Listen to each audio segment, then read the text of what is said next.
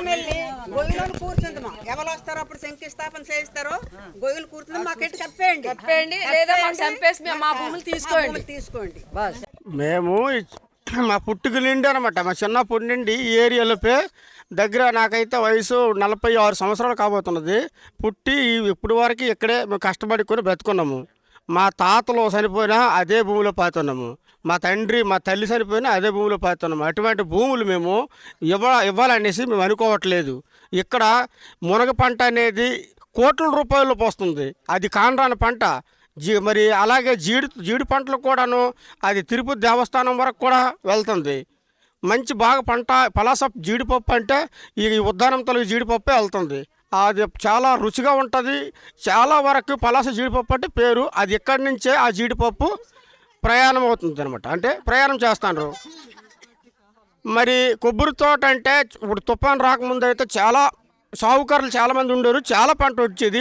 అయినా తుఫాను అయిపోయిన తర్వాత కొబ్బరి చెట్లు అనేది మేము జాగ్రత్త చేసుకున్నాము. ఒక్కొక్క కొబ్బరి చెట్టు అంటే ఇప్పుడు మంచి ఆదాయం వస్తుంది.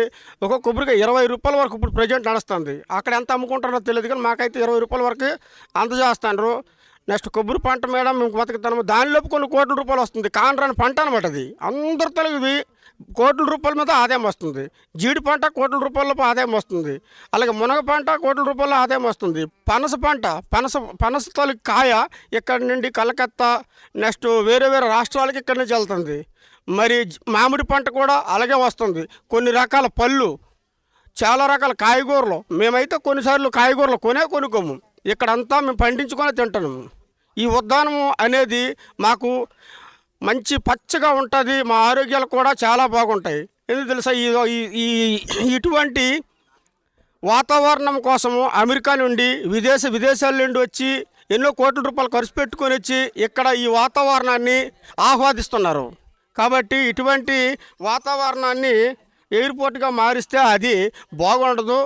నెక్స్ట్ కొన్ని ప్రాంతాలు ఉన్నాయి పంట రాకపోయిన భూములు, అటువంటి దగ్గరికి పంపించేస్తే బాగుంటుంది. అభివృద్ధి అనేది కావాలంటాం మేము, కానీ పచ్చని పంటలు పోగొట్టకుండా ఏవో కొండలు లాంటివి ఉంటాయి అవి క్లియర్ చేసుకొని, లేదా పంట రాకపోయిన భూములు కొన్ని ఉంటాయి అలాంటి దగ్గర పెట్టుకుంటే అభివృద్ధి చేసుకుంటే బాగుంటుంది. కానీ ఎయిర్పోర్టు మాకు వద్దు, మా భూములే మాకు ముద్దు.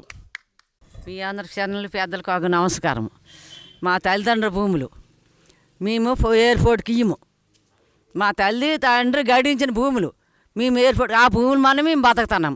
ఆ భూములు మనమే ఇచ్చేద్దాం. ఈ శిరా మేడం గెలిపించిన తర్వాత ఎంత మాకు వచ్చింది. మరి మీ ఇంటికి ఒక ఉద్యోగం ఇస్తామంటున్నారు, తర్వాత ఎకరాకి 50-60 లక్షలు ఇస్తామంటున్నారు కదా. ఆ డబ్బు వద్దు, ఆ డబ్బు మాకు ఆ ఎకరా వద్దు. మా తల్లిదండ్రుల భూములే మాకు కావాలా. మా తల్లిదండ్రులు గడించి మాకు సంపాదించింది, మా తల్లిదండ్రులు గడించింది మాకు కావాలా. మాకు ఆ చాలమని మేము బతుకుతాము. మాకు ఆ కోట్లు మా కాడ ఉండవు. మా భూములే మాకు కావాలా. మా భూములతో మా భూముల మీద మేము కష్టపడుకొని బతుకుతాం. ఈ రోజు నాకు భూములు లేకపోవచ్చు. నాకు 10 మంది రైతుల దగ్గరికి వెళ్ళి నేను కష్టపడుకొని నేను బతుకుతాను. కానీ ఆ భూమి తీసుకున్న తర్వాత మేము ఎక్కడికి వెళ్ళి మేము కష్టపడతాము. మేము ఎక్కడికి వెళ్ళి మేము పని చేస్తాము. మేము పని చేసుకోవడానికని మా భూములు మాకు ఉంటే కదా మేము పని చేయగలము. తోటలకి వెళ్ళి మేము పనులు చేస్తే మేము బతకగలము. కానీ ఆ భూములు మీరు తీసుకుంటే మేము ఎలా బతుకుతాము? మేము భూములు ఇవ్వమో, మాకు ఎయిర్పోర్ట్ వద్దు, మా భూములే మాకు ముద్దు. మా భూములు మనకు వచ్చి మాకు చంపేసి ఆ భూములు వచ్చి వాళ్ళు ఎయిర్పోర్ట్ చేసుకోండి అంతే. వైఎస్ఆర్ వచ్చిందని ఏటన్నారంటే బోడిగుండు చెక్కేసినాడు. ఎవడొచ్చి జగన్ వచ్చి బోడిగుండు చెక్కేసినాడు. ఈవేళ రామ్మోహన్ నాయుడు వచ్చి మొదుల్లే తవ్వేసి కొండే తవ్వేస్తాను అంటున్నాడు కదా. ఈవేళ మరి కొండ తవ్వేస్తే ఎక్కడికి వెళ్ళిపోతారు? అతను బోడిగుండు చేసినాడు, ఫోన్ వదిలేసి కొంత వదిలేసినాడు. కానీ ఈ రామ్మోహన్ నాయుడిని అచ్చెం నాయుడిని తర్వాత సిరేస వీళ్ళు ముగ్గురు కలిపి మా భూములు తీసుకుంటామంటున్నారు. ఈవేళ మా భూములు తీసుకుంటే మీకు అంత స్వాదానికి మేము వదిలేము.